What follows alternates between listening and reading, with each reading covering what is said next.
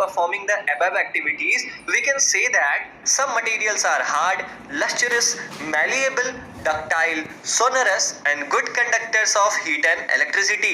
इन सारी एक्टिविटीज जो एक्टिविटीज हमने पार्ट 1 में की थी, उन एक्टिविटीज के आधार पर हम इतना तो कह सकते हैं कि कुछ मटेरियल्स हार्ड होते हैं, सख्त होते हैं, लस्टरस चमकदार होते हैं, मैलिएबल मतलब उन्हें हम सीड्स में कन्वर्ट कर सकते हैं, डक्टाइल मतलब उन्हें हम वायर्स में कन्वर्ट कर सकते हैं, सोनोरस मतलब वो बजते भी हैं, ठीक है, जैसे मंदिर का घंटा हो गया, and good conductors of heat and electricity, और वो अपने बॉडी से हीट एंड इलेक्ट्रिसिटी पास होने देते हैं, गुड कंडक्टर्स होते हैं ये। ऐसे materials, the materials which generally possesses these properties, ऐसे मटेरियल्स जिनके अंदर ये सारी क्वालिटीज होती है, जो ऊपर दिया गया है जिसको हमने अंडरलाइन किया है, जिनके अंदर ये सारी क्वालिटीज होते हैं उनको हम मेटल्स कहते हैं। The examples of metals are iron, copper, aluminium, calcium, magnesium etcetera.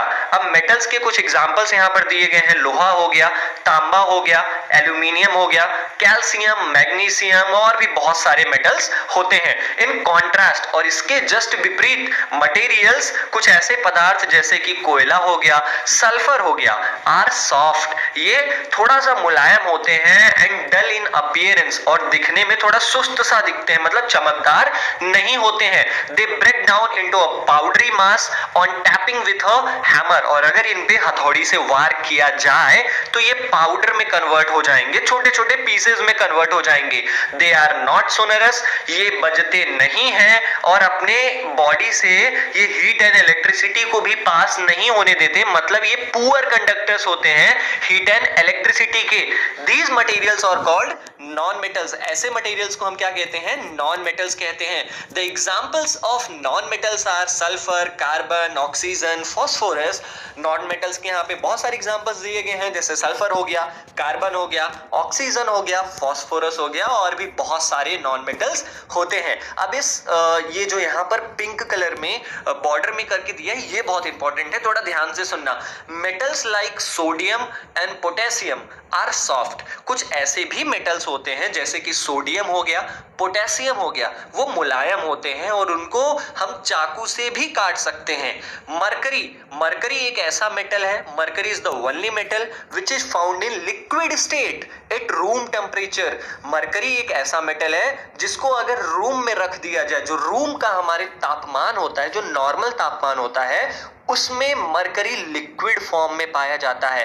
These are exceptions. ये तीनों जो मेटल्स हैं, सोडियम, पोटेशियम और मरकरी, ये मेटल्स की प्रॉपर्टी को तो फॉलो नहीं करते, ये सख्त भी नहीं होते, ये शाइनी भी नहीं होते, लेकिन ये फिर भी मेटल्स कहलाते हैं, ये अपवाद हैं, ठीक है। 4.2 chemical properties of metals and non metals. अब हम पढ़ेंगे कि नॉन मेटल्स और मेटल्स की केमिकल प्रॉपर्टीज क्या होती है। हमने अब तक देखा कि उनकी फिजिकल प्रॉपर्टीज कौन सी होती है, ठीक है। तो केमिकल प्रॉपर्टीज में सबसे पहला जो हमारा एग्जांपल आता है, जो सबसे पहला पॉइंट आता है, वो है रिएक्शन विद ऑक्सीजन। मतलब देखते हैं हम कि मेटल्स एंड नॉन मेटल्स जब ऑक्सीजन से रिएक्ट करते हैं तो ये एसिड फॉर्म करते हैं कि बेस फॉर्म करते हैं। चलिए इसको हम पढ़ते हैं। You are familiar with the phenomena of rusting of iron. तुम ऑलरेडी जो लोहे में जंग लगता है उस प्रोसेस को जानते हो, उस प्रक्रिया को तुम जानते हो। Recall the phenomena, recall the reaction which rust is formed. अब उसको तुम्हें फिर से याद करना है कि कैसे जंग लगता है, कौन सा केमिकल इक्वेशन उसमें फॉलो होता है, उसको तुम्हें याद करना है। मैं बताता हूं कौन सा केमिकल इक्वेशन होता है उसमें। You had also performed in class 7, तुमने क्लास 7 में एक्टिविटी परफॉर्म की होगी। हालांकि मुझे पता है आपने पढ़ा नहीं होगा, इसीलिए मैं यहां पर बता रहा हूं आपको कि आपने क्लास 7 में मैग्नीशियम रिबन को हवा में बर्न करने वाली एक एक्टिविटी देखी होगी, लेकिन याद नहीं होगा, उसके बारे में बताता हूं। You had learned that in both the processes,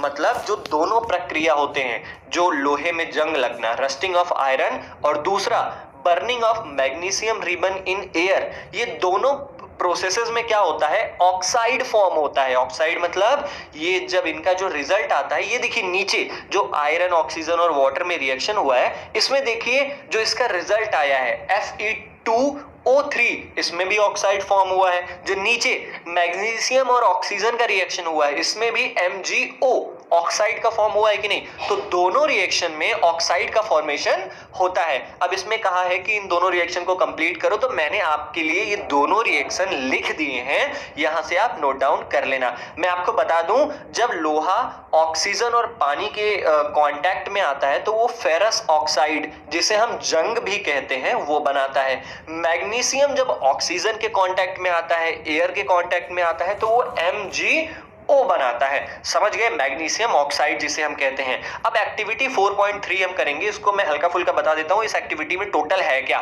let us check. हमें चेक करना है, हमें पता करना है कि जंग जो होता है, रस्ट जो होता है, वो एसिड होता है कि बेस होता है। ठीक है, इसके लिए तुम्हें क्या करना पड़ेगा, collect a spoonful of rust. तुम्हें एक चम्मच जंग, जंग मतलब अब समझ रहे हो, कहीं भी कोई लोहा आपका अगर जंग लगा हो उसमें, तो उसको जब आप पीटोगे तो छोटे छोटे थोड़े थोड़े टुकड़े निकलेंगे। वैसे ही आपको एक चम्मच रस्ट मतलब कि जंग अपने चम्मच में लेना है। उसके बाद क्या करना है, थोड़ा सा पानी भी लेना है। क्या करना है, उसको एक बीकर में पहले रस्ट डालो, फिर पानी डालो। बीकर मतलब समझ रहे हो ना, ये जो लंबा वाला ये बीकर है। पहले तुम रस्ट डाल दो उसमें, फिर पानी डाल दो, उसको सेक करो। देखो हमें टेस्ट क्या करना है, टेस्ट द सोल्यूशन। अब जो सोल्यूशन बनता है किसका किसका, जंग का और पानी का, रस्ट का और वाटर का जो सोल्यूशन बनता है, हमें चेक करना है रेड लिटमस पेपर से, कि लिटमस पेपर से एक्चुअली हमें चेक करना है कि वो एसिड है कि बेस है। तो मैं आपको बता दूं, जो जंग होता है अगर उसमें हम वाटर डाल देते हैं तो उसका जो सोल्यूशन होता है ना, वो बेसिक आता है, मतलब बेस होता है, क्योंकि रेड लिटमस पेपर ब्लू में कन्वर्ट हो जाता है। जहां भी हमें ब्लू में आ जाए तो ब्लू का मतलब ही होता है बेस।